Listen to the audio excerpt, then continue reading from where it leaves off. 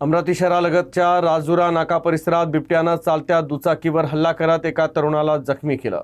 बुधवारी उशिरा संध्याकाळची ही घटना आहे। या घटनेनं परिसरात खळबळ उडाली आहे। घटनेनंतर काही काळ परिसरात एकच गोंधळ उडाला। माहिती मिळताच राजुरा नाका परिसरात शेकडो नागरिकांनी गर्दी केली।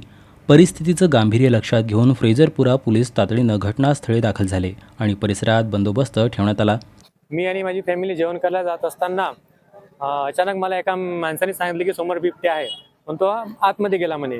तर तशीच मी स्पीडमध्ये गाडी काढली आणि तेवढ्यातच थोडं पुढे जाऊन म्हणजे थोडं पुढे गेलो मी आणि तेवढ्यातच त्यांनी माझ्यावर हमला केला।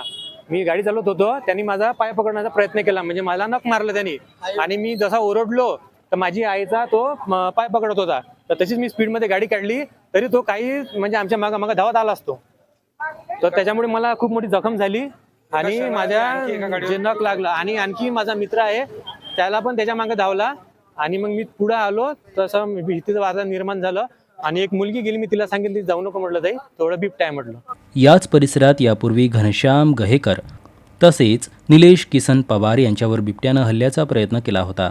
सलग घडणाऱ्या या घटनेमुळे राजुरा परिसरात बिबट्याचा मुक्त संचार सुरू असल्याची भीती नागरिकांनी व्यक्त केली असून वन विभागाच्या कार्यपद्धतीवर प्रश्नचिन्ह उपस्थित केले जात आहे।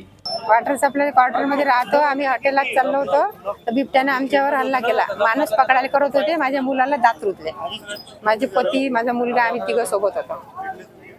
आम्हाला खूप भीती आहे, आमच्या घरापर्यंत बिबट्या येते। दरम्यान वन विभागाचे अधिकारी काही वेळानं घटनास्थळी पोहोचले, घटनास्थळाचा पंचनामा केला, तर बिबट्याचा तातडीनं बंदोबस्त करावा तसेच नागरिकांच्या जीविताची सुरक्षा सुनिश्चित करण्यासाठी त्वरित पिंजरा लावणे, गस्त वाढविणे आणि बिबट्याला जेरबंद करण्याची मोहीम राबवावी अशी जोरदार मागणी नागरिकांनी केली। Arun Joshi, UCN news, Amravati.